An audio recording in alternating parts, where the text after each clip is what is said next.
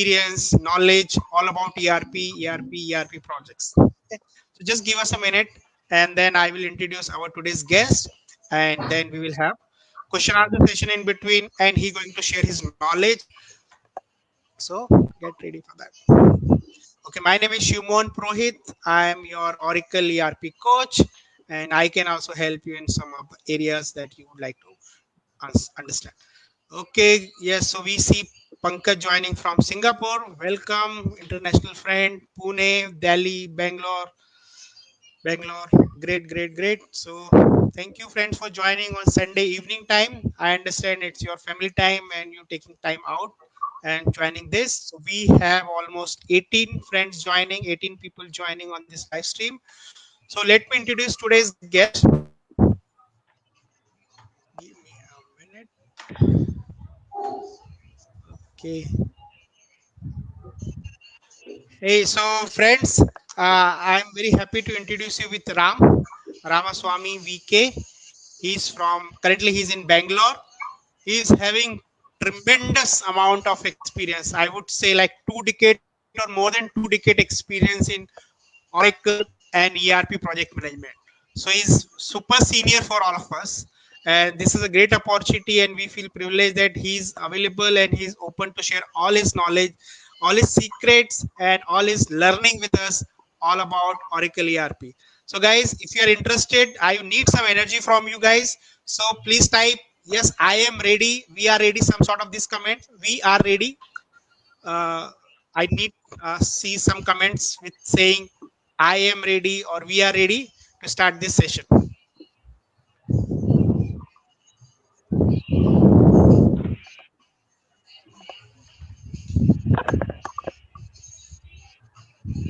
Great. So I see some comments flowing in.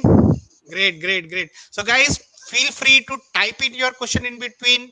Do like these videos, and if you think that this is useful, immediately share this with your friends so that more and more people can join. Next 30 to 40 minutes is all about you and ERP project, ERP learning. So welcome Ram sir. Yeah, Welcome to hi. this Facebook live. Hi. So now Hello. we are live. Yes. So we are live on Facebook streaming now. And just as I will ask you to just introduce yourself, give us your brief journey about, your professional journey. And then we will, start today's topic, and then, we'll go in flow. Sure, sure. I have prepared this presentation. So I will start off my presentation itself. It covers my ERP experience, everything. So let's do it in a very structured way. So I'm sharing my screen. Can everybody see my screen now? So Shimohan, because I'm not able to Yes. see you, you have to Yes. be my icon. Yes. Yeah. Yes. Okay. Yes. So, Okay. yes. Yeah, you can continue. Yes. Good evening, everyone. My name is Ramaswamy. So today, we are going to have this session on best practice and success formula for ERP. So I'll start off by giving this is the agenda for the day. I'm not going to show you all the slides. I have given a link to the Google Drive location of this entire presentation if you want to download.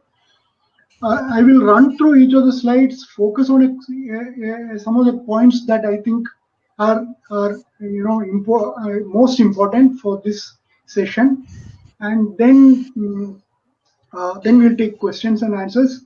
And of course, you can type in your questions on the way. So let me start the session. The first part of the session is introduction to the presenter, that is me. Then we go into the topic. How do you define a successful ERP implementation? Like what are the criteria? Then what are the critical success factors? And then what can I do? In the sense, what can you do? I presume that if you can type in what is your role, whether you are a consultant, whether you are a project manager, whether you are a customer who is implementing or planning to implement ERP, if you can put it like that, then I will be able to get a brief glimpse of the audience profile. Anyway, I have slide covering all the three of them. Let's move on. Uh, Here, my name is Ramaswamy. You can see this here. You can call me Ram. I've been implementing ERP application for the last 20 years. I started in 2001. Actually, January 14, 2001 was my first project, kickoff. So it's almost like Shiv told, it's almost 20 years since I've been doing ERP implementations, and I've been doing only ERP implementations.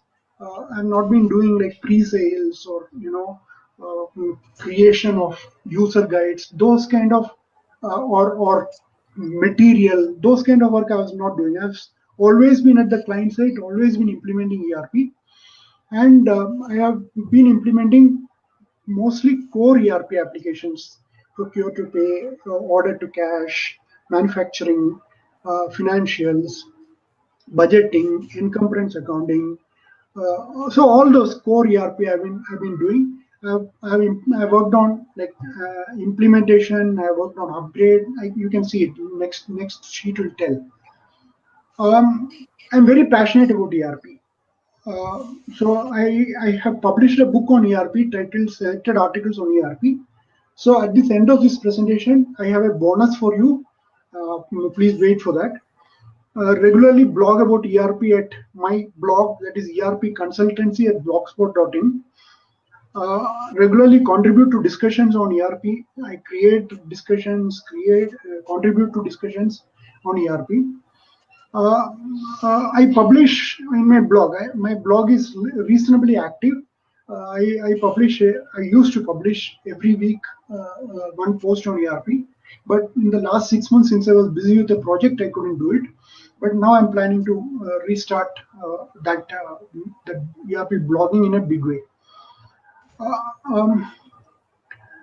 So my credentials, I started in 2001. I told you I have worked in different roles, including consultant, solution architect, project manager, delivery manager, and head of IT. I was actually a CIO of a company for about 3 years. The role I love the most are solution architect and project manager, and even consulting, in the sense that some complex issues or requirements to be handled. I've experienced in all areas of life cycle, including pre-sales. I worked in pre-sales for a few 1 year or so. Implementation come pre-sales, vendor evaluation, setting up help desk. These are all activities I did as a CAO. Implementation, upgrades. I worked on multiple ERP applications, including Scala, Microsoft Dynamics, PeopleSoft, Oracle EBS, and Oracle Fusion. I've implemented for many industries. I've worked in many different countries. I've mostly my favorite area is LATAM. I spent about 4 years in Latin America and Mexico. So there I did implementation of Oracle Process Manufacturing, and also one upgrade from 11A to R12. Going to the next page, so I graduated in mechanical engineering in 1986. Worked in steel industry. I was working in Steel Authority of India till 98. Then in between, I took 2 years sabbatical to do MBA program in finance from Calcutta University. I came to Bangalore in 99. Steel industry, I was working in Durgapur in West Bengal. Came to Bangalore, worked for 2 years in a management institute as a faculty in finance and IT. I've been working in ERP from 99, in the sense that the management institution where I was teaching had an ERP program, so I was actually part of the faculty in that institute. Then in 2003 to 2006, I did a postgraduate program in management from IIM Bangalore. And here are my contact details. You can see it. I'll be sharing this presentation so you can see it. So I'm very active on Twitter also, but mostly Twitter is non-ERP. My ERP activity is in LinkedIn. So this is my LinkedIn profile. So this is a small background about me. Let's jump to the topic. So how do you define a success? I mean, when we are talking of success of ERP implementation, we have to know what is the success parameter. Unfortunately, in ERP implementation, the success depends on who is evaluating. For a project manager, the criteria will be sticking to the cost and time. Business will consider meeting their KPIs and process standardization across business units as a criteria of success. For CIO, it will be post-implementation stability. Even in business also, CIO will have a different expectation. CEO of the customer will expect critical BI reports and quick return on investment as a success criteria. End user will expect ease of data entry, exciting user experience, and availability of operational reports as a success criteria. Your own, if you're a consultant, your own organization will expect a different criteria, maybe customer satisfaction, maybe learning, maybe new knowledge gained in the project as a success criteria. You as a consultant will have a different success criteria. So the success criteria, there is no single success criteria from the perspective of ERP, and that is what makes ERP very challenging. And most of the time, the ERP projects go into a challenge because of the lack of appreciation of these different expectations. So now I'm going to the second slide. Next slide. So what does the data say? Quickly, let us look at the data. The data is not very positive. Only 42% of ERP implementation, as per various studies, I've reviewed multiple writings on this topic. These are all posted in my blog with the reference articles. 30% did not even know whether their ERP implementation were a success or a failure. That's very interesting finding, because this actually tells a lot about the way we start implementing the ERP. We don't set the expectations. We don't tell them that what we are going to deliver. We just go there like jumping into a running train. We just go sit in the customer's office and start with requirement gathering. Successful ERP implementations are even now a minority. That is where we have an opportunity as a consultant. I'm presuming that many of you are consultants or project managers, so I'm tailored my presentation mostly to you. There are a couple of slides from the customer perspective as well, which I will quickly cover. So what are the critical success factors for ERP implementation? Now, there are two approaches to implementation. One is a top-down approach, where we start with the reports, and then you analyze the information requirements of the customer, and then having understood the information requirement, then you start your requirement gathering, and midway in your design, you focus on the information requirement as you go about the design. So that's a top-down approach. You start with the report requirements. This is the best approach. This is an approach that will definitely lead to a delighted customer. However, unfortunately, most of the implementations start off with bottom-up approach. One second. Don't be so illogical. I'm sorry, there's a disturbance in the background.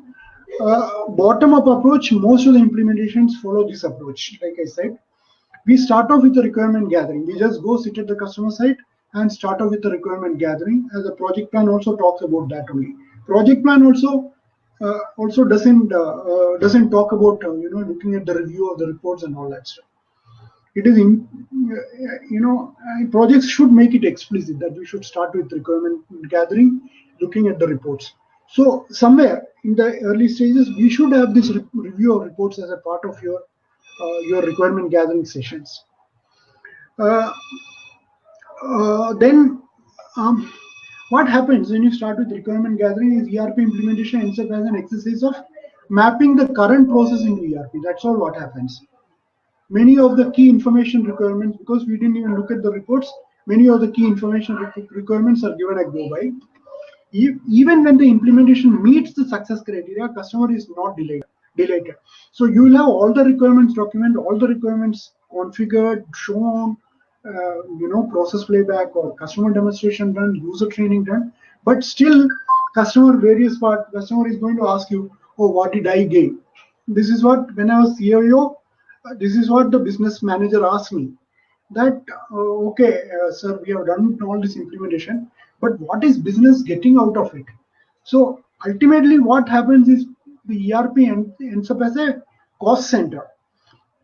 So every time you talk of investing in ERP in the management meeting, you will be talking about how to reduce the cost. Whereas ideally ERP should be a profit center. ERP should add so much value, get so much cost benefit, get so much process standardization that ERP should end up as a profit center. ERP should meet its own, deliver its own cost and above. I have seen this happen. I have seen ERP providing huge benefits, but in my experience, I've done about 25 implementations. In my experience, that is very rare where ERP is giving a lot of benefits. Ultimately, ERP ends up as just a back office data entry application. Anyway, that is what we should not allow to happen, and that's the purpose of this session that we are talking. The bottom-up approach is like starting the construction of channel tunnel from Calais to I think Waterloo, hoping that it will end up at somewhere. You know, so I'm not very happy with bottom-up approach. Even if you are doing the bottom-up approach, because most of the implementation methodologies focus on bottom-up approach, but this awareness should be there that ultimately we are going to implement a reporting system, not a data entry system. So that awareness has to happen in the mind of project manager, in the mind of consultant, everyone. That's where we'll add value to the customer. So now let me go to the next one. This set of slides, I will just quickly skim through. Before that, I just want to take a pause and see whether we have some questions that I need to address. Okay. Okay. Thanks, Ram. So, guys, if you have any questions, I see we have a lot of project managers joining the sessions, business analysts, solution architect, so different community people. So, sorry, guys. So, feel free to type in your question. So, before we go into next section, Ram can take those questions immediately right now. So, if you have any questions, let's take those questions. And Ram, I have one question actually in my mind. Yeah, tell me.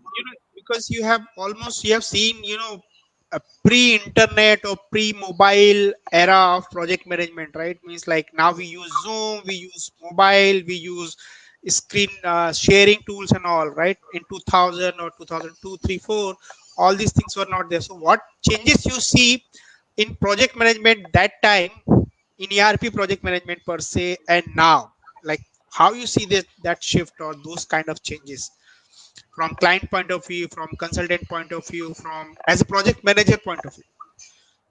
See, uh, frankly, I have not seen a lot of change. Ultimately, the requirement gatherings, requirement and the definition, I mean, the design of the solution, these are all application technology independent. So in the last project which I was implementing on Fusion, towards the final phase, the hypercare phase, we did it completely on working from home. So it worked quite well. I mean, we delivered some very high-end solutions working from home. Barcode scanning we implemented, all working from home, where people were sitting in different states, Andhra, Maharashtra, and we were able to we were able to deliver. But uh, only thing is that I think mobile availability and availability of streaming has made the task of the team difficult, in the sense that you are supposed to be available 24 by 7, 365 now. Mhm. Customer can anytime call. and anytime tell. You don't have to go to the office to log on. So that is the challenge. Customers know you have mobile phone, you have email configure on mobile phone, you have laptop, you have internet connectivity, so they know Exactly. that, and they know that cloud environment doesn't need VPN access. You can directly log in and troubleshoot issues, and even ticketing system are online. So Very true. Very I see one question from Pankaj. He's asking, what are the drivers behind choosing the approach? Like, what are the drivers behind choosing the top bottom approach or bottom up approach? Yeah, I saw that question. There's no driver. You have to, in an ideal implementation, you have to go for top-down approach. Top-down approach is where you add value to the CFOs and the CIOs and the CEOs. Bottom-up approach, you are going to add value at the most to the user and to the manager. So, and bottom up approach, the problem is if you don't factor in these report requirements at an early stage, you will end up just creating a system that replicates what you are doing now. Just creating an AP invoice, an AR invoice, or a posting. That's what will happen. There, the ultimately management needs intelligence report, and even in reports also you have to realize that there are three types of reports. One is intelligence report, one is tactical reports, and one is operational reports. Operational reports, the user is the data entry operator who is sitting, so he will want to know how much quantity I have to enter, how much quantity I have entered, and all that. Tactical reports are mostly managerial level, mostly at the end of the month, comparing the performance of various, machinery or various vendors and various customers and all that. The business intelligence report, I'll give you an example of a business intelligence report. Like uh, in a company where I was working, we had this logistics application. So it was high on exports. So they had OTM implemented, and then just one manager wanted to just, he was very enthusiastic. He wanted to analyze the demurrage charges that they give, and he found that the total, the actual number of days one round trip should take is 21 days, whereas they were taking almost 40 days. So 40 days he analyzed step by step where the delay was happening, and he was able to cut down that. He was able to, in one shot, he was able to bring it down to 21 days, Okay. and the cost saving was almost 50 lakhs per month on demurrage charges alone. So you can see that, that itself, that one benefit itself took care of all your ERP cost for the entire year. So so that's where the reports are very important, and it is difficult because it is challenging, but that's where we have to take the challenge. Right, right. Yes. So Sanjay is asking another question: how a consultant can go with bottom-up approach, starting from reports, and until and unless a consultant does not know the current business process of company as his Yes. process. Yeah, correct. That's a very good question, actually. I mean, I'm not saying that on day one you ask for report and sit on reports. I'm Right. saying during the requirement phase, factor in reports, factor in the standard reports. In Fusion, you have all these OTBA reports and all. I'm saying at the beginning itself, you should start thinking about reports. I'm not saying you provide solution for reports from the day one. I'm saying start, keep that report. You are implementing an ERP solution which is for reporting. It's not for data entry. Most of the consultants think that we are entering AP invoice, AR invoice solution. It is not that. AP invoice you enter to see who is the how many supplier disputes that we have had, how many supplier vendor returns we have had. These are the information intelligence available out of the data that you enter. So if you are focusing only on AP invoice entry, you will miss the wood for the trees. So make sure Okay. to factor in reports. be aware that you are implementing a reporting solution, not a data entry solution. So consultants Okay. have this in mind. They have this idea that okay, I will help customer to enter AP invoice, AR invoice, bulk upload of receipts, all those things. But all of them are not going to add any value to the customer. You know. Okay. So as Right. a consultant, you have to add value. Okay. So let me move on to my Yes. presentation. Yes. So this section is a little long, so I'll quickly go through. Um, I'm saying for success factors, these are the 5 phases: preparation, planning, testing, training, and stabilization. These are the five phases in any ERP implementation.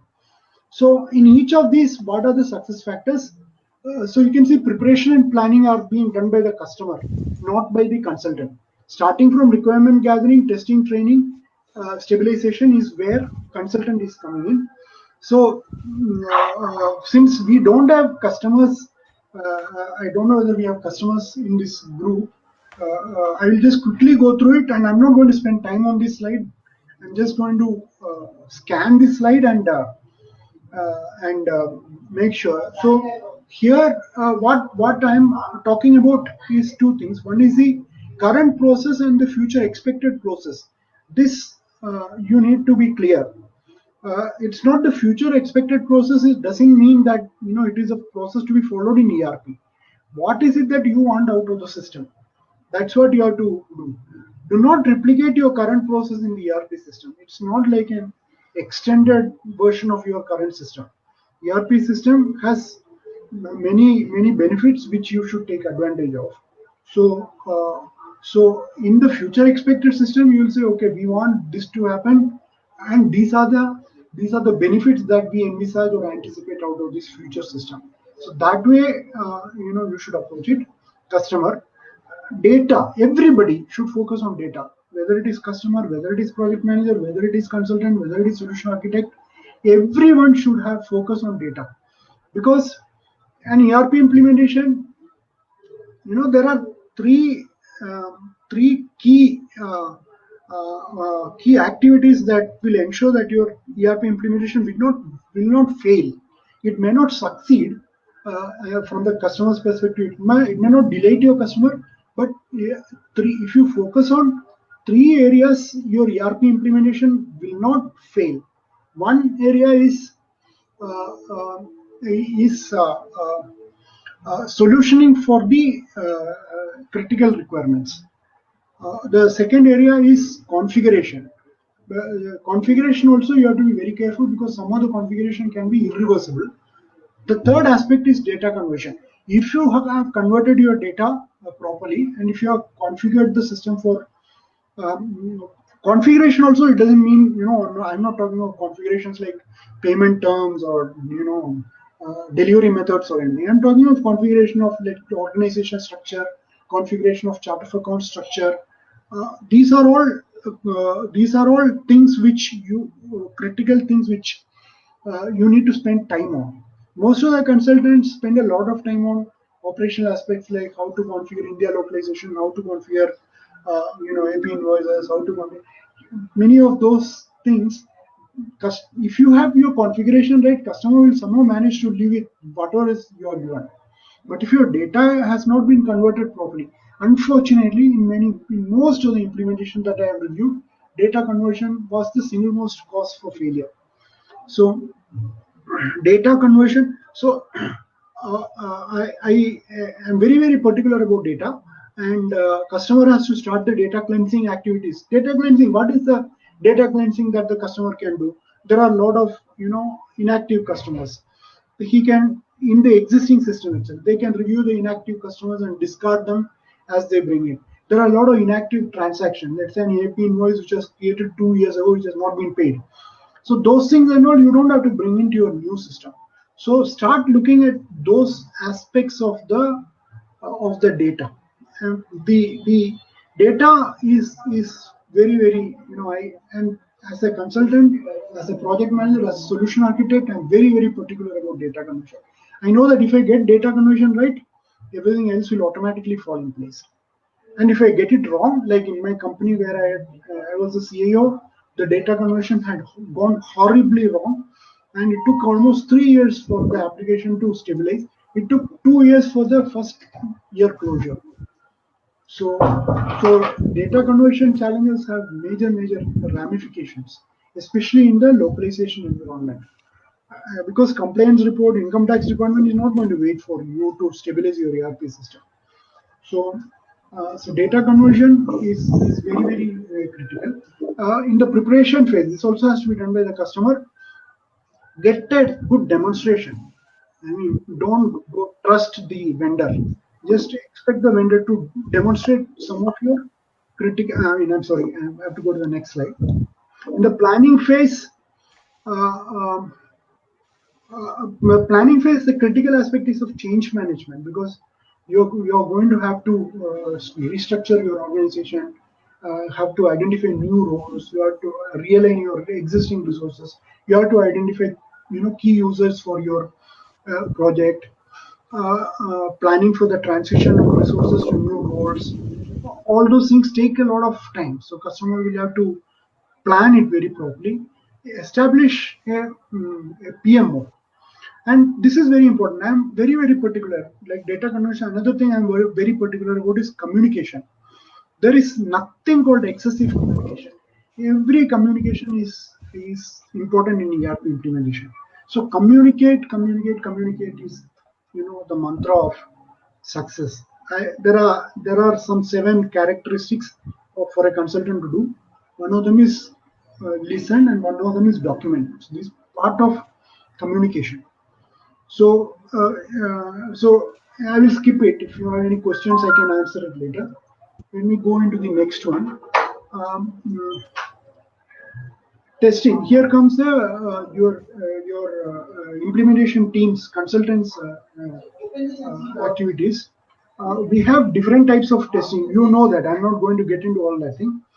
Um, Here, this is most important. Test for errors, exceptions, controls, and validations. This is where your testing will become very strong, and test on production data as much as possible. These two are very important in testing. If you look at most of the test scripts, test documentation that you have, you will always see that the general transactions are being tested. Like you will test how to create an AP invoice, or how to create a payment. Those kind of things you will always check, but you will never check the exceptions. You don't never check if I create this error, if I make this data wrong, what is going to happen. For example, in India localization, if you validate and then apply prepayment, it will not work. So you have to first apply prepayment and then only validate the AP invoice, at least as of in the current version of Fusion. So these things are exception which you will not test. You will so focus on testing, focus on exception testing as much as possible, and controls and validations. Like for example, what happens if this amount is more, less, or whatever. So this is very important. Also, ensure to test the reports and documents. If you create an AP invoice, you take a printout of the invoice from the system and see that the data has come correctly in the reports. If you create a material flow, print out the GRN document and then see whether the material receipt has happened properly. So this should be a part of your testing. But if you see, most of the test script do not have focus on these outcomes of your testing. They just say, okay, you do test. But exception testing and looking at the reports and document, many of the system, many of the your ERP implementation methodologies, due to time constraint, probably doesn't focus on. Training. This is very important. This is where a consultant can add significant value. Do not uh, uh, do not plan for a lot of time for training. I mean, it's not formal training in most of the implementation, maybe for about a week. But as a consultant, you have a lot of opportunity to provide training. Your first opportunity to provide training is when you give multiple options to meet a requirement. Customer will say, I want this particular thing, I want this India localization, custom duty to be handled. So you can say, okay, there are three ways of doing it. These are the three ways, and these are the positive and negative implications of that. That itself is actually a training. Without you knowing, you are actually taking the customer through the application, through the process, so that they are learning it at that time. Second aspect of training is where if a customer says, say for example, a customer says that okay, I am facing this error. This is I'm 100% certain that most of you are doing what I'm going to say. That customer will say, okay, when I'm creating an AP invoice, I'm seeing this error. Now you analyze the error and you find that that error has happened because period is not open. What you immediately do is you immediately what you are doing is you will open the period and say okay, issue resolved. That's a one line issue resolved is one line email that you will send to the customer, please test. Customer will say okay, issue is resolved. But has anybody benefited out of your solution? Nobody has benefited. You could use it, this particular issue, to sit with the customer, take him through the period close process, and to show him that this is how different as part of the ERP is working together. You see that your period open is in the general ledger module, but without doing that, you are not able to do the transaction in the payables module. This is what ERP is all about, and this is what the user you can elevate the user. Just by putting it into context, you will spend only 30 minutes with the user, but the value that you add to the implementation is huge. So,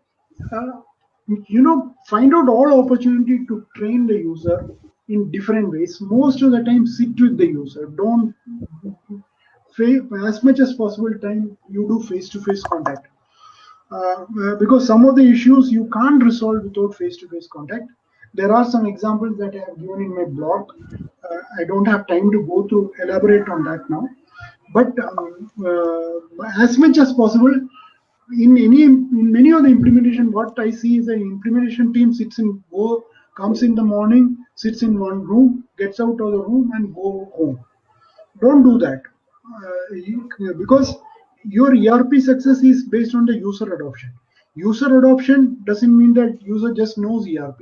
User adoption also knows that user has a confidence on the implementation consultant. So that confidence will come only if you go and sit with the user. Sitting with the user has its risk, definitely. He may be able to identify some of your weaknesses. But so what? You are here to learn. Nobody expects everybody to a super consultant anyway. So as much as time with the user, spend time setting context for every issue. Every issue that comes to your way is an opportunity for you to train the user and add value to the organization. Use that very effectively. uh, uh, and process flow training. If you're talking of purchasing, do not stop with purchasing. Take it to the end to end point of AP invoice payment and posting. That way, your purchase order user will know that if he makes a mistake, that mistake cascades down the entire organization chain. Not just earlier, your purchasing was a silo. His issues got restricted to that silo. But in the ERP, if you show the process flow training, every user will know how they are interrelated with each other in an ERP ecosystem. And that is very important. Every user will feel that we are not alone. We are in it together. And that actually has a tremendous power to speed up the user adoption. So spend time with the user, be patient with the user, use every issue as a opportunity to add value to the opportunity to train the user, um, and ensure flow training. These are few of the suggestions for successful ERP implementation. Uh, in the stabilization phase, this is mostly to be done by the customer. But in this, I want to tell you one aspect where the consultant comes. The consulting skills, the soft skills that are required in stabilization is totally different from the soft skills that are required during implementation. So many a time the implementation consultant himself is doing the uh,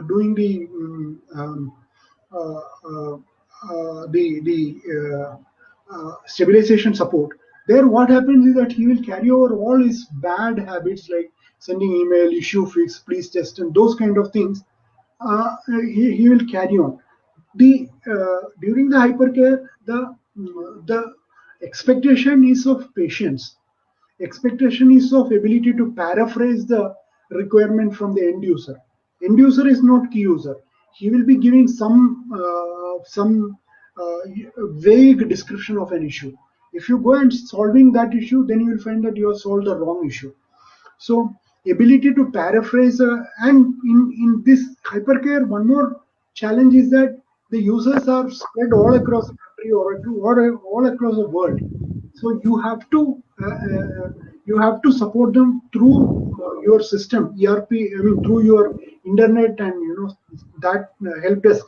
So there, talking to the calling up, picking up the phone, calling up, understanding, seeing the issue, asking them for screenshots, explaining the issue, all these things are of paramount importance. So as a consultant, you have to understand that if you are implementing, you need a different set of soft skills where you don't have to talk much. Once the requirement is over, once your solution design and demonstration is over, you don't have to talk much to the customer. But a support consultant has to talk to the customer 24 hours a day. So the skills required are very different. Uh, mm, okay, so this is the next logical endpoint. Any questions that you have, which I can take? Okay, so we have few questions, I think in between. So Ram was asking, so should we do more negative testing in the testing phase? I think you were covering that topic. Yes, I will say uh, I will say not. But the more negative testing means, the more you are getting into the mind of the end user. That's always good. Uh, for example, I will just give an example of one where I failed in negative testing. The system was taking we had a customization in one of our implementations. System was taking some time, and we found that a major issue was happening, which was changing inventory valuation significantly. Later on, we found that while the user was sitting idle, after entering a data and pressing submit, he was sitting idle. He was just clicking the mouse button, right button. And every time the mouse button was getting clicked, the database was getting updated. So you can't you can't solve these unless you get into the mind of the customer. So that is where there is no limit to negative testing. You will find that even if you do all negative testing that you think is possible, when you go for implementation, new negative scenarios are bound to come. So you might Right, as well anticipate some of them and then provide solution so that so that at least those issues do not come. And sometimes this negative testing will come out with major flaw in the application where you may need to raise bugs, SRs and all that stuff and right, track. So right, that is why negative testing is important. right, So to answer to the question, there is no limit to the negative testing. As much as great, possible, use it. right, right. Okay, shall we move ahead to next section or I should take One some more more question is questions? there. I'll take one more question. Okay, More information regarding errors, exceptions, and controls. I will say that many times finance managers focus on controls, and many of the ERP applications do not satisfy the control requirements of the finance manager. But some of them you should put your mind to understand and document. For example, the manager will say that, okay, I want only this list of values to be shown. So you may not be able to know that, you may not be able to solve, but at least you can understand the mind of the finance manager, which is very important. Okay. mm, Uh, right, right. So let Sanjay is, it's not question. I think it's more like a comment. Uh, does the time allow consultant to test other negative testing along with business process? Because The I think that yeah. So This is live the project meeting deadline and major factor question. see. I'm Timeline, following. deadline. Yeah. Yeah.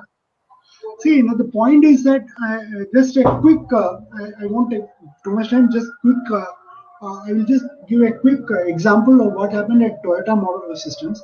They found that they producing different models, and they found that to change from one model to another, they had to change a die.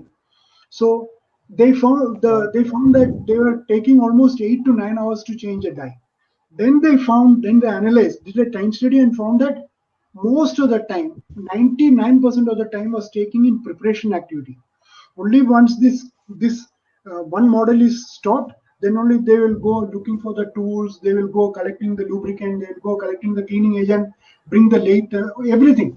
They will do all those things only after, and that was taking most of the time.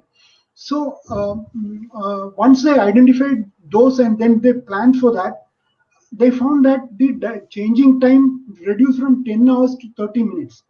So what happens in ERP implementation? So for example, I'll just give an example of Mhm. let's say um, requirement gathering as an example. You do the requirement gathering, then you go around looking for documentation template. Then the customer will say, okay, this template is not acceptable. Then you will have to modify a new template. Then do a customer will ask, do we have template from another implementation that you have done? All those are preparation activities. There's nothing that is preventing you from collecting all those tools and templates at the beginning. You're a consultant, you should have your toolkit with you. Like a plumber comes and Right. asking, if you plumber comes to you and asks him, do you have a wrench, do you have a screw, do you have a bolt, then you will say what kind of plumber he is. But this is what an ERP consultant does. He goes to the implementation Right. and then start looking for the tools. So that is where a lot of time gets. For example, solution design document, there are a number of projects which you have done. Why can't you take a template of a solution document and then update it to meet the customer's requirement? That will reduce your Right. timeline significantly in these areas, right? So, so Right. I don't have this. I don't have. I Right. don't like this deadline. It is these are not mutually exclusive. Customer has to be happy, and for that you have to deliver all these things. You can't say that I will cringe on my testing Right. because of a deadline. That is what happens, but Right. yeah. Yes, yes. True, true. So one of my friend Ashish is asking, and that is very interesting question for, I think it's question for everybody also to just think and share opinion. And guys, if you are on Facebook chat, please type your opinion also on this question because I find this very interesting. And if you have question from your side, that also you can type it. So question is like this: how to convince in interview, because this is more like a job related question. How to convince in interview that a support consultant is good for implementation role as well, even after answering all questions correctly, couldn't convince the interviewer. So I think he's sharing his own personal experience also. So what is your thought on this? Like support consultant, when they go for a new job, for a consulting firm, there's a mismatch, right? Because you work in support, you can't do implementation. How far this is true, and how to convince interviewer, no, this is not the right perception. Support consultant also equally good in implementation. No, I sympathize and empathize with this Ashish for this question, which Right. is true also because a support consultant has to basically take over from the implementation, and he will have to bear the brunt Right. of all the mistakes in the implementation. So essentially, Right. he knows the requirement, but he doesn't know how. Most of the time, support consultant will not have setup access, configuration access, and all that stuff. So due to that, what happens is support consultant do not get some of the skill sets required for an implementation consultant. But if you are a support consultant, Right. you have to understand that gap and try to fill. Shiv himself has put up a session on how to learn, Fusion in 21 days or something.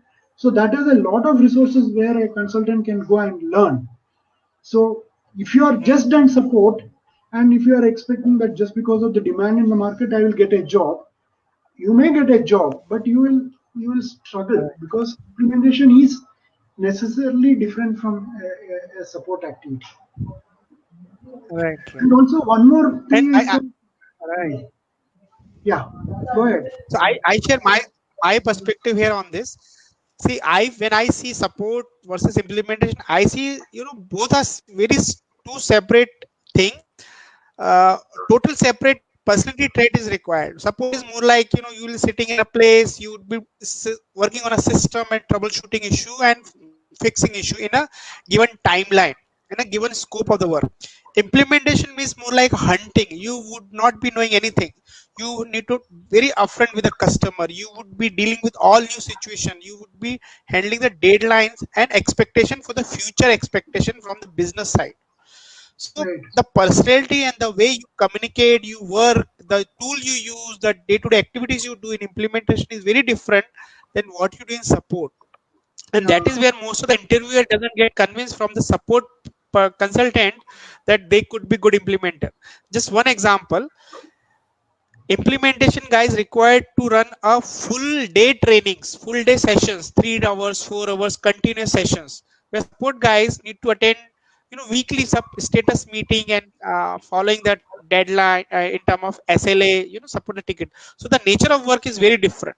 And that is where I feel that even if you're working in support project, you need to develop your personality in such a way, your work culture in such a way that you become a solution provider, not the ticket fixer, not the closing the ticket, but think how you can provide the solution, because that is the one trait which is common in support and implementation. And that is Exactly. where everybody see that if you working in implementation, you need to understand the solution, you need to understand the business psyche of the people, like how they are asking and how we are providing the information.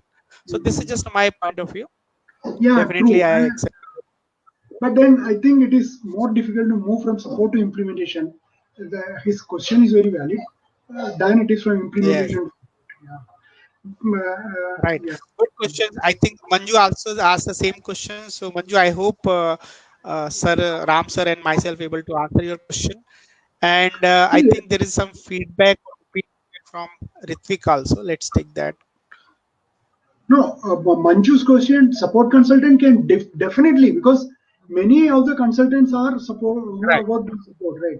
It's not a ladder that you cannot climb. Only thing what we are talking Right. about, both of us are saying is the knowledge knowledge required, the challenges which are going to be faced, and the style of communication required are different. So you need to Right. get ready for that difference. Exactly. Even I started my career as a support consultant. My first project in career was totally uh, daily support and weekly support and running monitoring jobs, cleaning the interfaces, tables, and all. So I understand this thing uh, very, very, very Ritvik much has, on. Ritvik has made a couple of good points. Ritvik Kumar Mishra, a Yeah. support consultant, knows the challenges which customer is facing, so that he Right. can, when he's implementing, which is true. I mean, support consultant has a better. See, you need to have both the views. You need to have implementation and post Right. implementation views. So Right. you Right. can't be complete without both the views. But the Right. point is that it is more challenging to move from support to implementation than from support. That's how it is. But Great. that's where you have to buck up. No, when the going gets tough, Right. that get going right. Okay, Great. let me move on to the next. So Next, yeah. yes. So guys, we are really having very interesting session here. So I need everybody's participation. We see around 40 people on live. So feel free to type in your question. We like to know your opinion, your questions, your feedback, because this is all about knowledge sharing. Ram is definitely sharing his knowledge of 20 years of expertise in project management. That is really helpful. And similarly, if you have any question in your mind, query about this, definitely we can take it. It is a great forum right now. I'm getting a lot of energy and enthusiasm from everybody. So let's continue with that. So Yeah. Selesh is asking one question. I think we should take it now itself before we move to next session, next Okay. section. What is the best project methodology used for Oracle EBS project? So best methodology as per See, your there is experience and so far. yeah, there is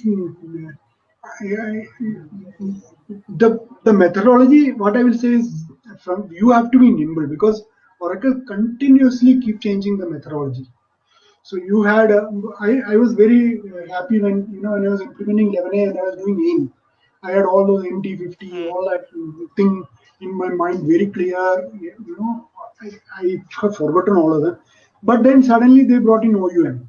OUM, the Right. project management phases was different, the documentation was different, the project approach was different.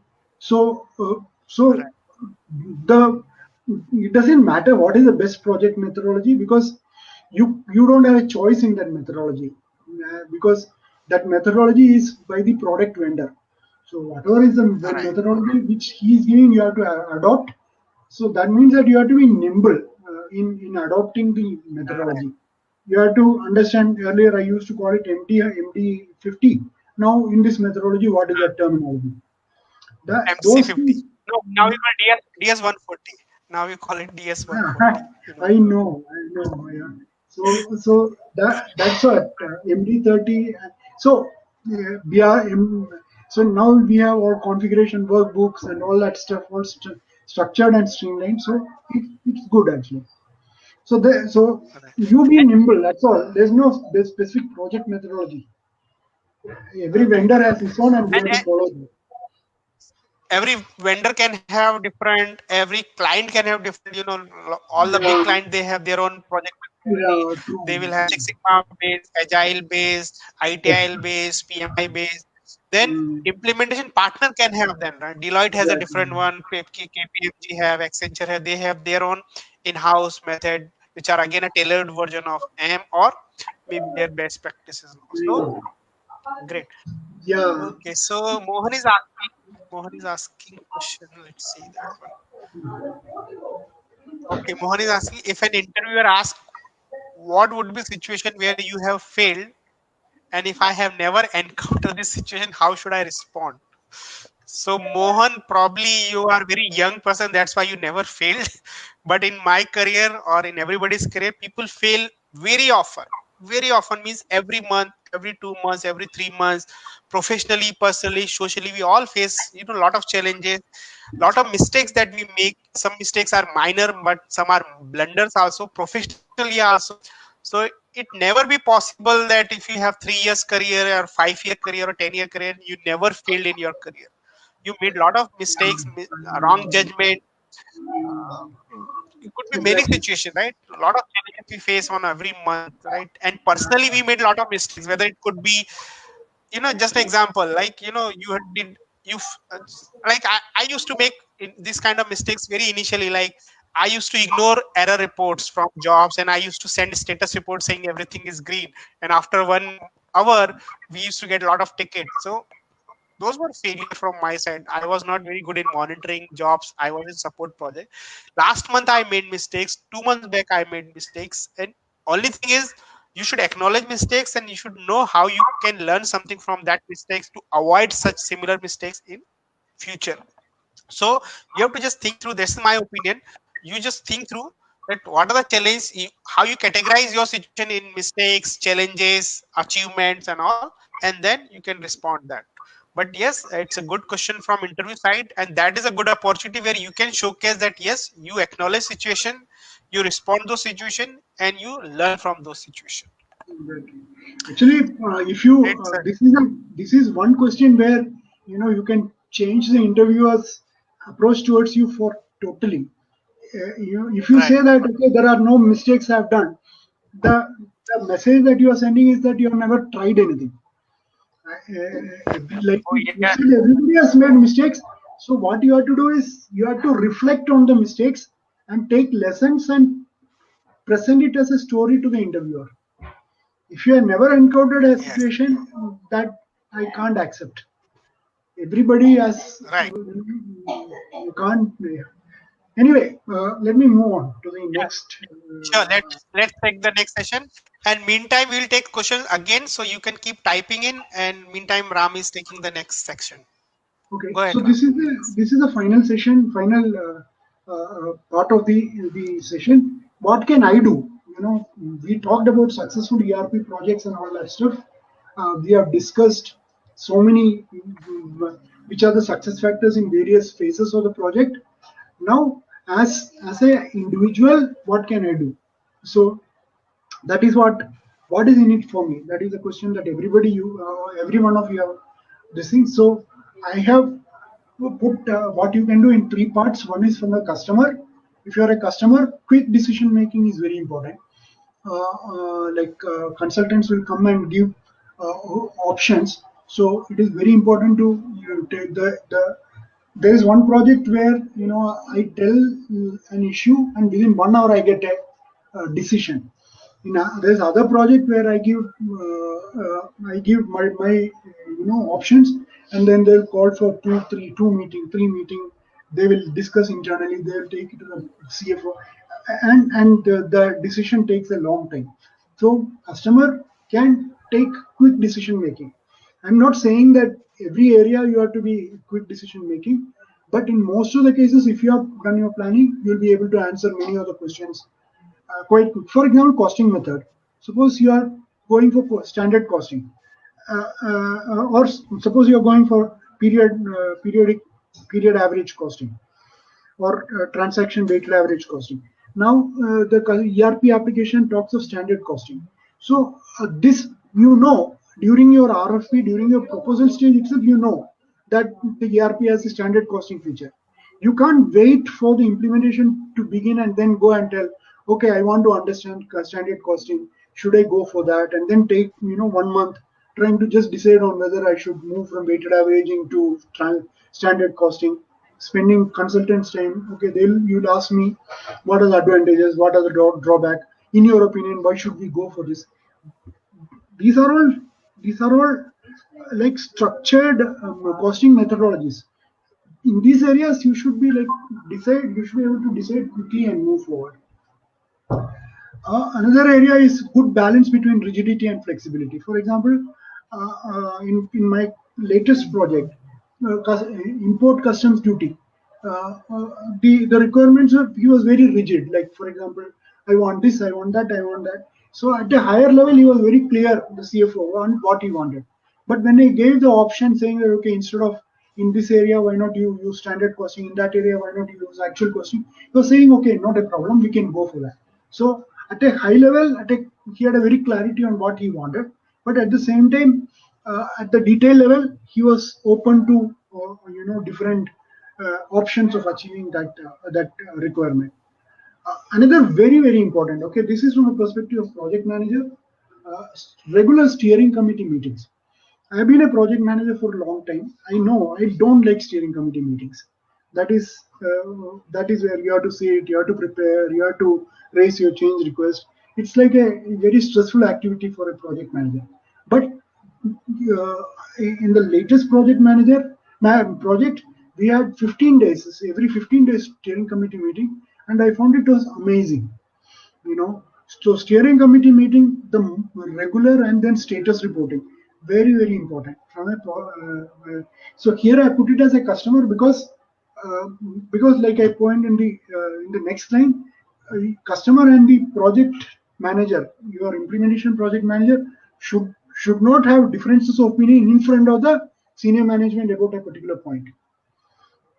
So prepare when you go for steering committee, sit with the customer project manager, run him through your presentation, incorporate his views. It doesn't mean that you don't have differences of opinion, but it has to come in a structured way. Naming convention. This is very important in my opinion. It actually, this is a very important area which can make or break a project. So naming conventions, there is a whole lot of things. There are a lot of areas where you need to look at naming convention, customer, supplier. For example, John Smith and Smith, John. They may be the same customers, but you will have two customers created, one as John Smith and one as Smith, John. Or you may have Mr. John Smith as another customer. And then somebody will enter transaction for Mr. John Smith, somebody will for Smith, John. Like, it's a disaster. So it's very important to consider naming conventions at the beginning of the project, and that customer has to initiate. Focus on data from day one. Like I told you, the importance of data conversion. Now, project manager. As a project manager, what are the things that I need to be considerate for successful project? You know, I'm a firm believer in not managing, but in some areas, project manager should be ready to micromanage and let go. For example, if a consultant is a good consultant, don't micromanage. But if you are identifying the weak consultant, then have a close oversight, because it takes only one weak consultant to screw up the entire project. Collect templates and documents at the beginning itself. Use the internal KM application quite well. Get all that, solution document, similar customer solution document, because your company, your vendor would have gone and told that I have done implementation for a food processing industry. That's why I want you. I'm good at implementing. So customer is reasonable to expect that you would have all the documentation from the previous food processing implementation industry before you come to this project. So, but it doesn't happen that way. You start roaming around looking for documentation, template, solution design, everything after you come to the project. These are all things you should have at the beginning. So that way, all the lead time can be reduced and your time can be spent on useful activities. For example, FBDA template. In my project, I spent latest project almost 1 month just getting the FBDA templates to stabilize. So these templates and all, because we identified took some wrong template, I mean, older versions template, and tried to fit it in a newer version. Those templates and all, you should be ready at the beginning of the project. uh, uh, with folder structure, okay, this is what I like. Uh, I approach the project with a folder structure. I have a folder called tools and template where I will load all the templates available, and then give link to the. But creating a good folder structure is a very good project management practice. Uh, mm, Encourage the team to reuse the available knowledge set, track risks closely. In fact, my approach to risk management is, I think that risk identification is very, very important. So I ask every stakeholder to send me mail on risks that they anticipate. It doesn't matter whether it's customer, whether it's my team, everybody. I send them. If the moment you think, mostly risks start with a minor concern in the mind. So the moment you identify that concern, then it's very easy to handle that risk. So that's what I try to get my team, everybody to tell me that is there a concern in your mind? Is there? So that will definitely, if not addressed, will become big risk. Customer is always right. This is the reason I'm saying is, most of the time, your team, as a project manager, your team will give some solution. uh, uh, and as usual, consultant solution is limited by his or her level of knowledge. So don't accept the solution just because the your team member has given. Customer, if he comes back with a valid point, then insist and demand from the consultant to augment the quality of the solution. That way consultant also will gain and grow after this project.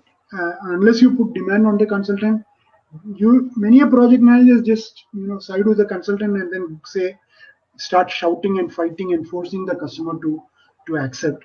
It doesn't work that way. Customers questions are most of the time genuine, and most of the time customers questions show weakness in the approach followed by the consultant. So always, most of the time in implementation side, with the customer when it comes to solutioning, I'm not saying to create fight against your team. Okay, don't take it that way. I'm saying that ensure a higher quality solution. That is what I'm trying to say. If a customer is coming up with a valid point, don't keep on fighting. Improve your solution. The next point is very, very, very, very important. The earlier the customer takes ownership of project tasks, the more successful the implementation. Most of the time, what happens is that you get the customer to be a part of the solution, maybe just before the UAT stage, or maybe just after the user training stage. But that won't work, because there are a lot of areas where the customer can add value.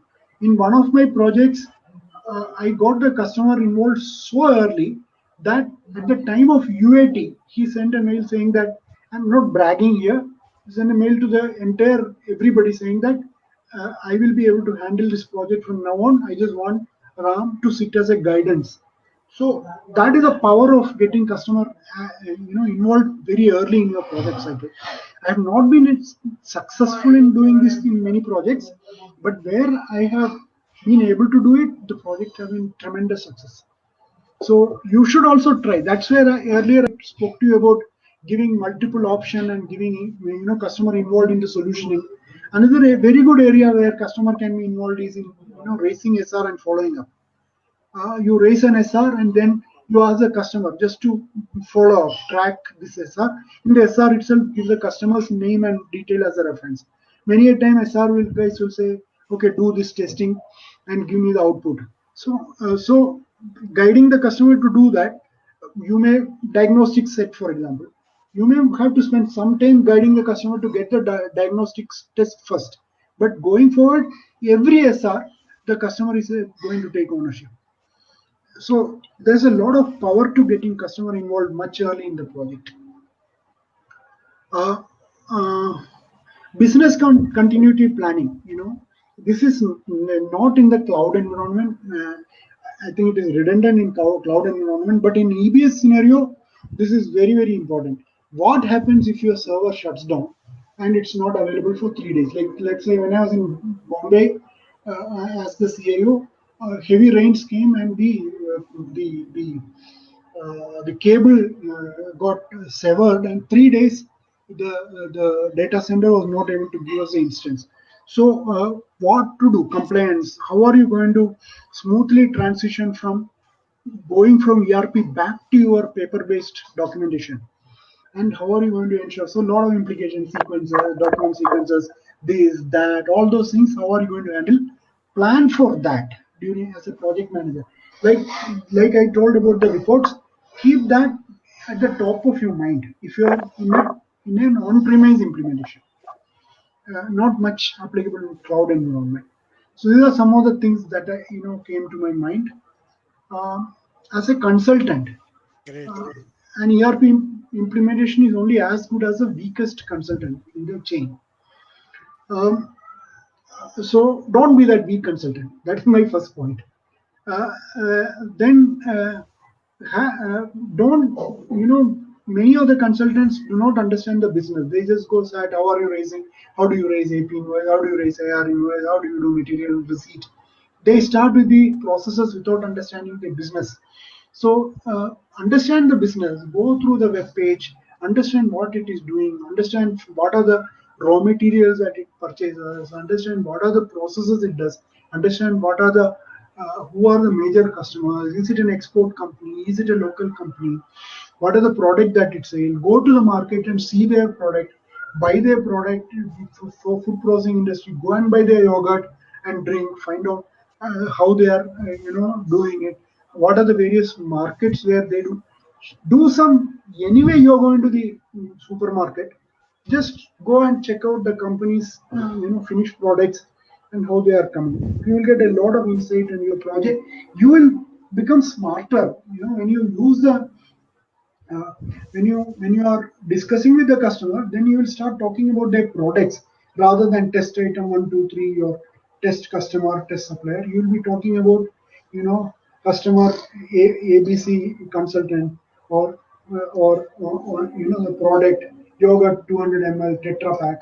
So that actually, you know that immediately, when you use those terminologies, immediately the respect for customer on your consulting skill goes up. uh, Learn about the 7 flows in ERP implementation. I don't have time to go through this. The one which I spoke about now was business flow. Then there are process flows. Then you need to know in the manufacturing sector how the material flows, how the material comes into the system, how it flows through the system, how it comes as a finished product, how is getting dispatched. You need to know what are the material flow. Accounting flow is very important. Uh, I will focus on this accounting flow. Documents flow, gate pass entry, Standard India implementation, you have gate pass entry, you have GRN, you have inspection report, material issue note, MIN. There's a whole lot of documentation. Understand how the documents flow in the system. Many a time what happens is documents, because these are all internal documentation, you don't follow much, but it is very important to focus on these documentation, because that is what your customer is is the guy who is using the ERP. So, and he will be happy if he sees the correct document with the correct data. So you need to know how the documents flow in the system, that is very important. Uh, in my ERP book, I have spent one entire chapter on this.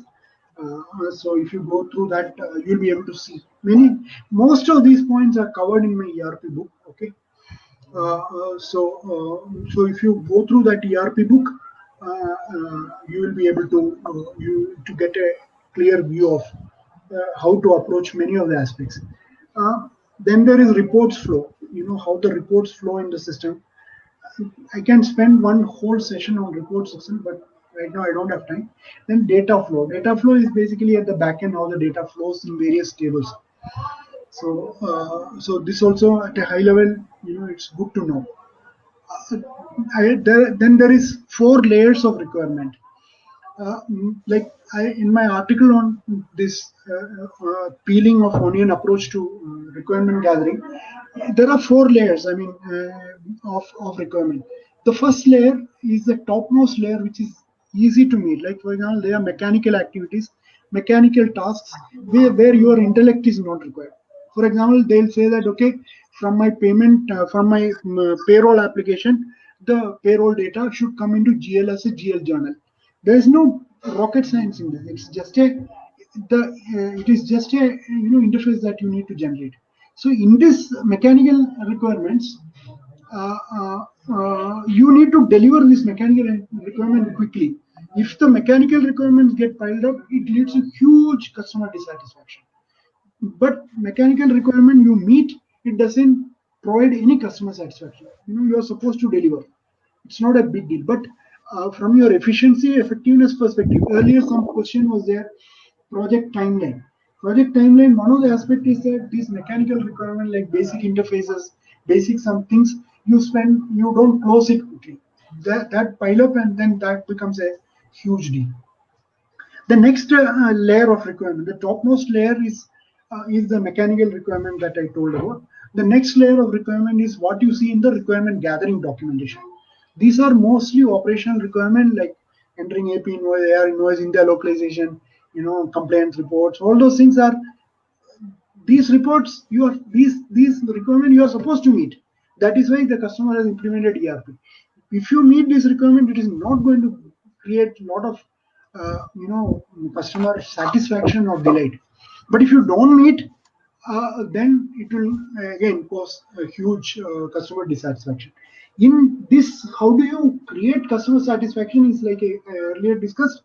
For priority requirement, give multiple options and involve the customer in the solution. That way, you can add value in the second layer of requirement. The paradox of this report, this requirement layers, is that if you don't meet the topmost layer, you won't get access to the innermost layer. If you don't meet the mechanical requirement, you are not going to get access to the the basic requirement. Customer is not going to spend time and all that stuff. I have been in one project where I faced this problem. That was one of my big failures.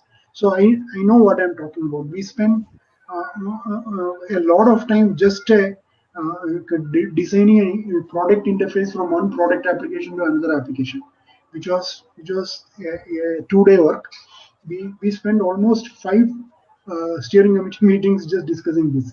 So until and unless your mechanical requirements are met, you won't get access to the next level of requirement. Until and unless you meet the and also the level of the person who gives the requirements in the organization goes up. Mechanical requirements are given by the users mostly. The operational requirements are mostly given by the managers. If you meet these requirements, then you go to the third level of requirement, which are the requirements that will add significant customer delight. These are not a formally given requirement.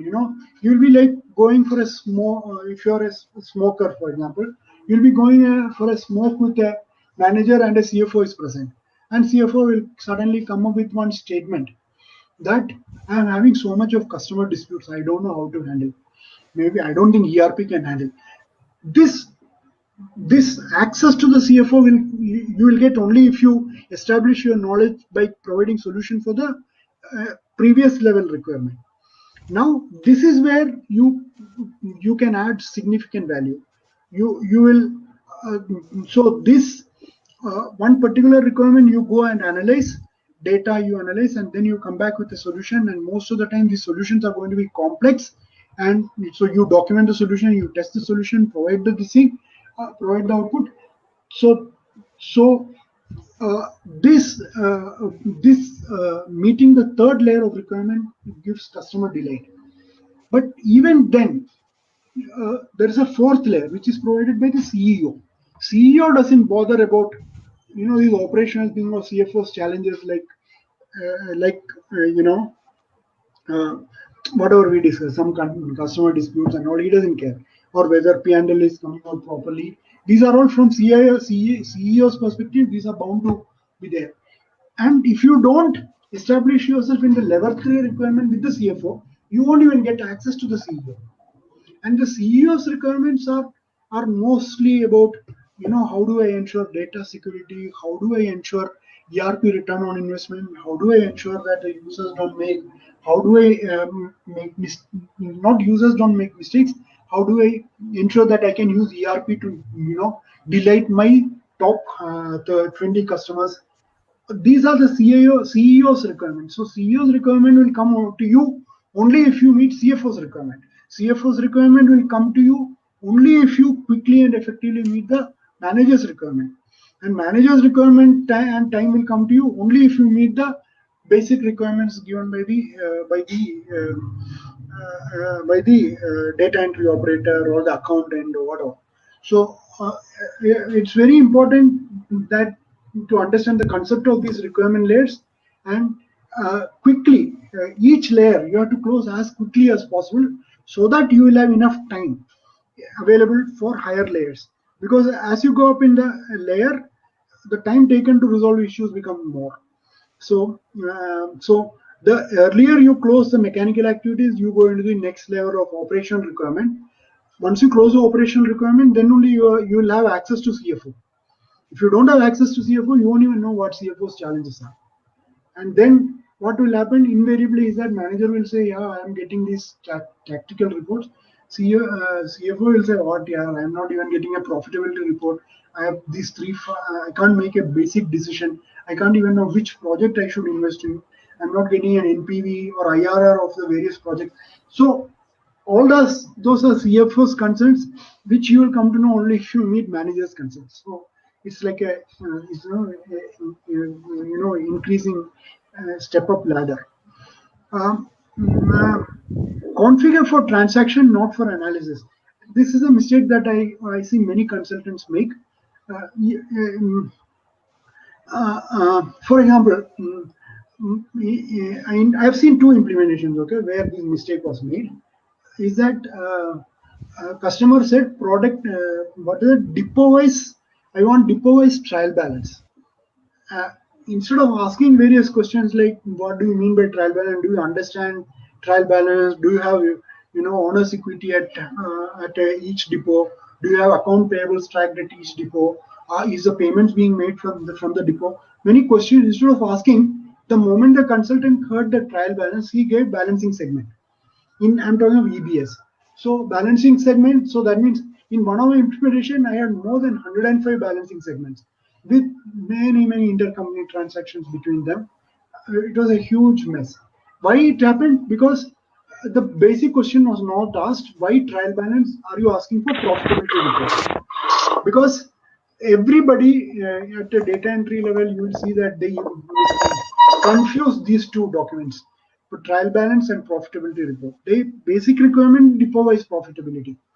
So you configure for your configuration is for depot-wise profitability report by giving trial balance for each depot, and trial balance will not match, and it causes a lot of reconciliation issues, and every month the entire organization time is spent only on these kind of nonsense activities. So configure for transactions, not for analysis. We discussed configuration and data conversion earlier. Accounting is very, very important. Most of the consultants do not know the accounting impact of their transaction. Especially supply chain consultants do not know the accounting impact of their transactions, and most of the cost and the profitability comes from supply chain transactions. So this is a dichotomy that every consultant should overcome. They should be able to understand accounting at a good level.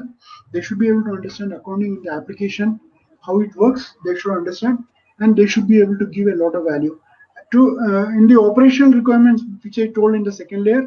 Accounting is a critical ingredient. If you don't get the accounting right, even data conversion. If you don't get the accounting right, data conversion will go for a toss.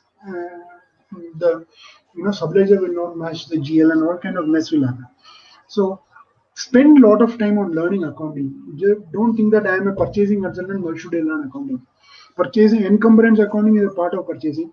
The moment encumbrance comes, there's a whole lot of accounting will happen. Material receipt accounting will happen. Costing accounting will happen. So accounting is very important. You should spend, every consultant should spend time on accounting. Plan early for data conversion. I told you data conversion is very, very important. So plan for that. You should focus on your key user. Make sure that your key user is successful. So I ask him. The best way to know is to ask him, how can I make you successful? So he'll say, okay, these are my challenges. I have to. Then most important skill, the single most important skill is documentation skill, in my opinion, for a consultant. Document everything. Prepare minutes of the meeting, prepare solution design document, prepare issue log solutioning. Everywhere every communication should be a documented communication. Close your mouth as much as possible, listen a lot, document and paraphrase, and come to an agreement. Then the final skill which I'm seeing missing in many consultants is closure skills. If you remember your school days, it's very easy to get about 75 to 80% marks. But going from 80% to 95% or 100% takes a hell of a lot of effort. It is the same here. Most of the time, the closure skill is lacking. You will provide 85% solution. Most of my consultants come back and tell me, Ram, I have sent the email. What do you want me to do? Sending email is your job. What am I supposed to do there? I want a mail from the customer saying that yes, my issue is resolved and now you can close this issue. Only customer can close the issue, and and that skill, getting the customer to close the issue, is something which many consultants can improve. So these are some of the skills that can lead to a successful ERP implementation from a consultant perspective. So okay, this. So now I come to the end of my session. I have one more slide, which is basically I told you I will be giving you a bonus. I'll explain you that bonus now. This is a time where I want to stop and take a few questions. Okay, thanks, Ram. I think it is very wonderful session, and we almost like more than what 90 Yeah, minutes, right? We are still on session, so really great. Almost everybody is still on session, so really very happy to see so much active participation and wonderful session from you. I have one So more. let's take some questions. So guys, if you have any questions,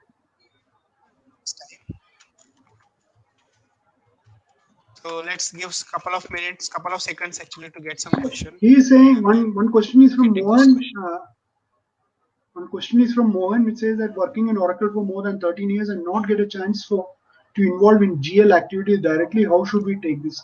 No, don't mistake knowledge of accounting for knowledge of GL. I'm saying accounting, I think that is the context in which he's asking this question. You don't have to get into GL to know do accounting. When you are creating a material receipt, there is an accounting entry. Inventory is getting debited and some accrual is getting credited. So you need to know.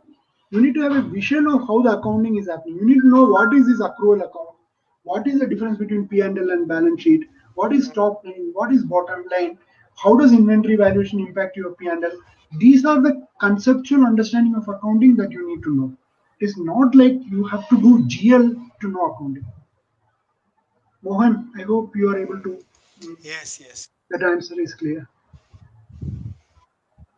Yeah, Yuvraj is asking question, since you have worked in EBS and Fusion both, do you see Fusion having as many as project as EBS in supply chain management? Yes, I do. Actually, I love the supply chain part of Fusion.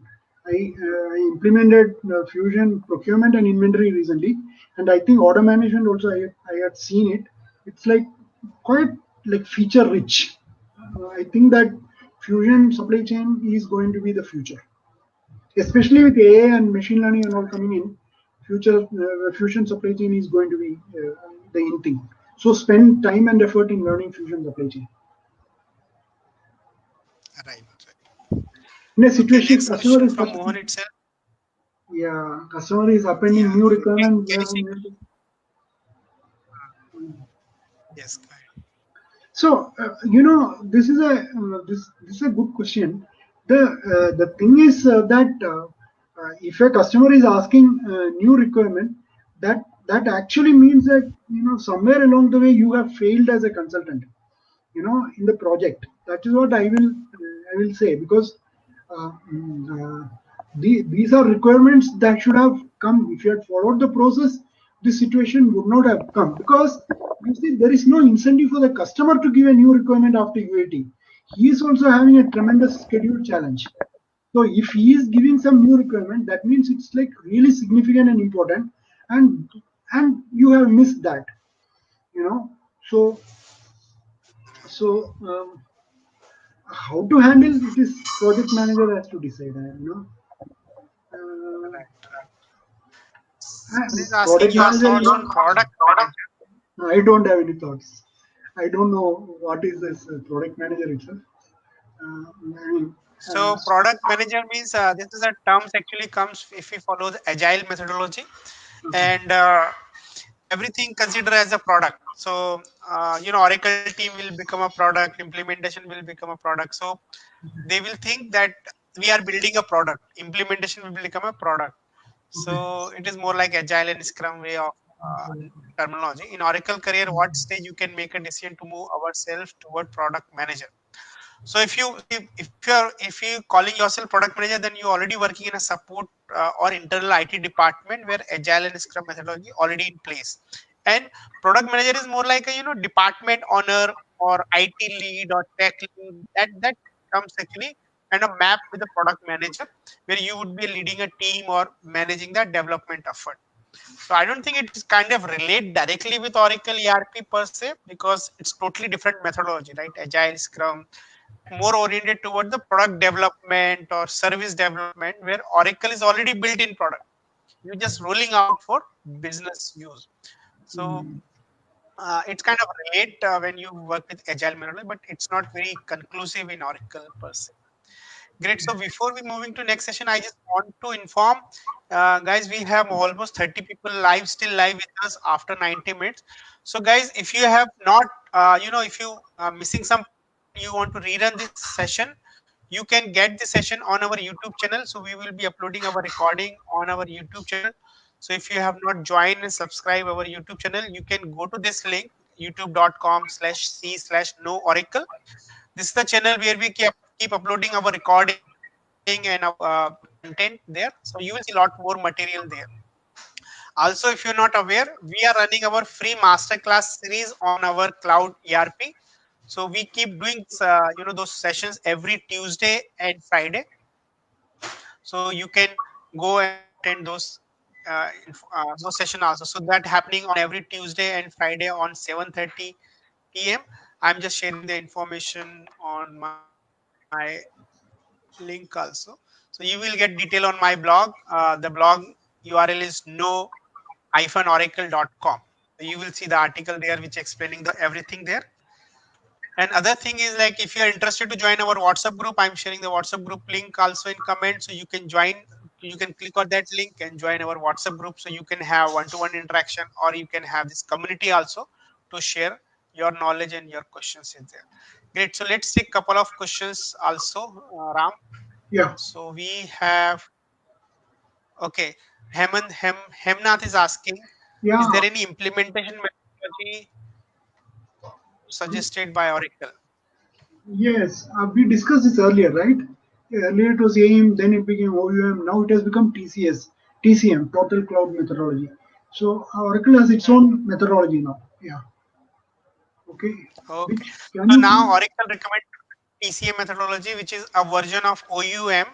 So even if you are comfortable with OUM, you will find TCM methodology is just another version of OUM. And OUM is free. Actually, you can download and install on your laptop, and you can go through that. TCM is more like a private methodology, so only some implementation partner or employees have access to that. So So that is a question. Yeah, go ahead. there is a Yes. question. There's a question from Rinku. There's a question from somebody who has. Can you please look into this question? What is the question? I don't know. Yeah, please type your question again. Yes, please take Yeah. Rinku's question. Rinku's question is: can you provide some thoughts on integration in Oracle Cloud? Your learning challenges, like see, what we did all the integration, we did it through FBDA. So there is FBDA is the easiest integration technology which Oracle is providing you. So I don't know about the other Dell Bloom or OAC. I have used in EBS, but you don't OAC. See, OAC we looked at for integration. OAC is also Oracle Integration Cloud. It's a good solution, but then we decided to go in for FBDA because it was more intuitive. So it's not a recommendation or not recommendation for any of the products that you're mentioning. It's just that I have not done used any of these tools. Um, okay. Okay. So I can share my opinion here because I gone through some of the product here already. So if you really think yourself as a technical person and you want to build your career further in technology, you should learn MuleSoft. MuleSoft is the number one middleware right now in ERP space. So you should be learning ERP, and that is free also. Free means the whole learning is free. You can go to MuleSoft.com, and it's Salesforce product. It's free, and almost you will see every second or third customer using MuleSoft compared to OIC or Dell Boomi. So definitely we all should learn MuleSoft. Even if you're not learning, at least you should aware how it works. So that will help. OIC is definitely a tool that Oracle sells to Oracle customer, but you will see if you're working in a new customer, you will see that more and more customers are using MuleSoft. Okay, next Okay. question is from Jaya. Let's take Okay, the question. so this question is, why does large enterprises not able to adapt to Oracle ERP? I don't know enough. I don't have enough knowledge to answer such questions. Large customers have their own challenges, unique processes, and all that stuff. See, ERP is even now evolving.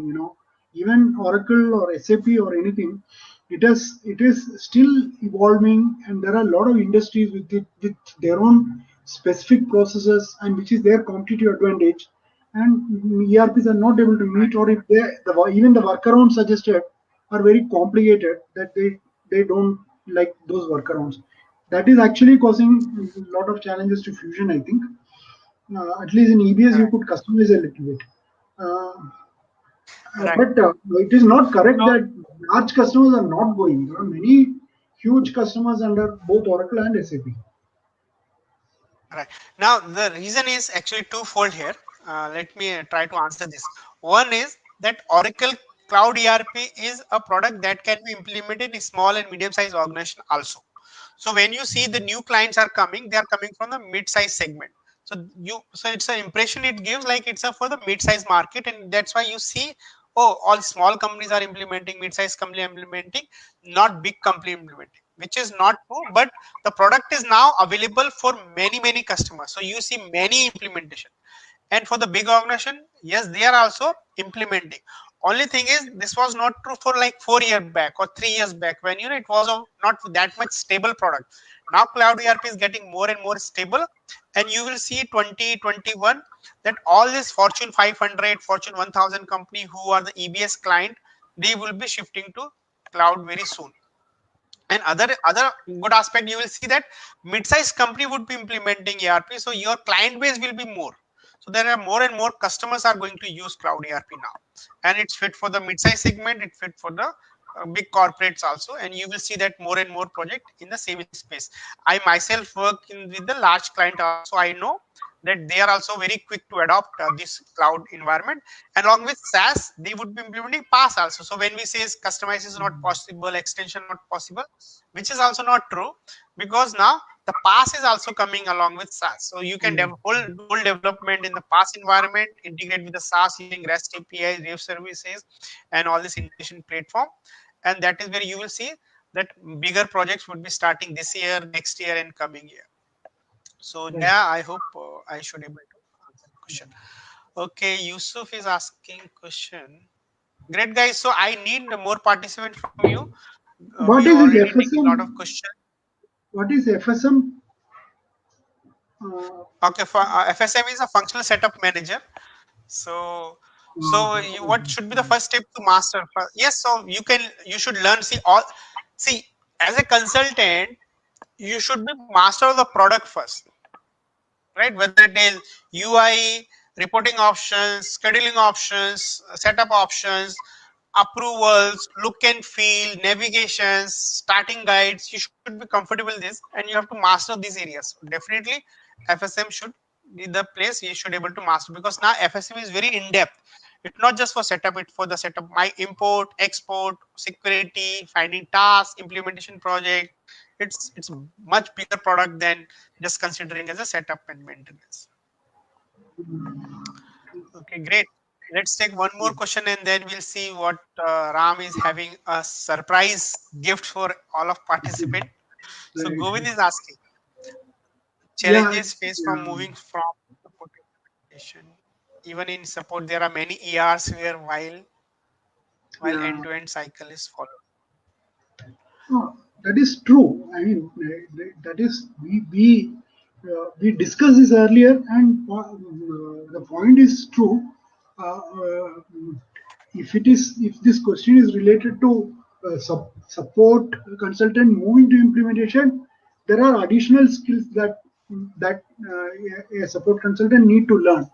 So it is not that support Right, doesn't have support also has many, but at the end of the day, support is you are working on somebody else's implementation, right? So right, to that extent, you have very less opportunity to make those processes better because they are already frozen and all that stuff. right. Great. So I think we covered the questions also. So Ram, now you can take up with Review more of details and satisfaction is information. a share from uh, EBS to Fusion. What is the review satisfaction? I don't know. Those Sanjay's question, satisfaction. I don't know. I can Uh, tell it from my let me perspective. let me take that. Uh-huh. Yeah. So question is what? Sanjay question is customer who are moving from EBS to Fusion. What are their review or satisfaction? If you can share your from your experience. So yes, so I personally have worked more than 10 implementation last 5 year on cloud ERP, and I can say yes, they still using cloud ERP. So they often definitely they are happy and satisfied, and with the new features, with the new way of working on cloud, so definitely they are happy. More and more customers are using it, and you will see a lot more project. Obviously, because of current situation, you won't see many new project, but once the situation get better, you will see a flux of project in cloud ERP. There's one question from yeah, this question. Why to learn multiple projects? I see. See, though I just want to take one point which Shiv mentioned a little earlier. The paradox is that a customer is selecting a consultant for his product skills, but the success of the implementation depends on his business skills. If he can't understand the business requirement clearly, knowing any product or in depth, you are not going to make the customer happy. But if you know the business well, but if you don't know what are the features in the product, then also the customer is going to be unhappy. In one project, I've seen both these situations. So it is. I can say that it is relatively easier to learn product than the process, the business process. Spend because see, business processes are permanent knowledge. The way customer is going to create purchasing GRN, they're not going to change. But if you are a 11A supply chain guy, you will be at C in release 12. If you are a release 12 guy, you will be at C. For example, SLA configuration. SLA configuration is totally different in EBS and in Fusion. So if your bread and butter is focused only on learning the product, then once the product changes, who moved my cheese situation will be. So you should spend, in my opinion, 70% of the time understanding the business part and 30% of the time understanding the product part. Because mapping the Right. business to the product is all. See, again, I'm saying as a consultant, you are going to implement product only. So become a product expert. But definitely product expertise is required, but you need to understand that product is there to meet the business, provide solution to the business, so without also have a clarity of business requirements. That balance, fine balance, that you have to attain. So it's even I have seen very very senior consultants struggling with this particular balance. Product experts, but Right. customer tells business and they are not able to answer the question. Why? Yeah, Great. yeah. Very Next, lengthy session. It's almost like I we are know. I touching will. two Yeah, hours now. I know. So what we'll do is I will just take you through the next slide and we'll stop it. And my Yeah. contact details will be there. And this slide is also available, so you can download this presentation. And in case you have some specific questions, you can always, send an email. I'll be very happy to help. I would rather that you go to my blog and put your questions in the comment section so that I can answer, so that others can also benefit. I don't have a problem in answering Okay. individual questions, but I'm sharing your I'm sharing your blog link also to guys so they can yeah, sure. quickly Okay, go fine. So let me go back to my final slide. So this is the participant bonus, what I was mentioning. So first is this, I've given the URL where I have put a Google Drive of my presentation. So you can check that presentation in that Google Drive. Uh, and like I mentioned, I have a book published on ERP. Yeah, it is mm, called Selected Articles on ERP. So I have made this book free download, Kindle edition, free download for 3 days, starting from tomorrow. So in case you guys want to download, this is free download for 3 days. Uh, so I have given the links where you can buy the book. The book name is Selected Articles in ERP. Um, so I'll just put it here.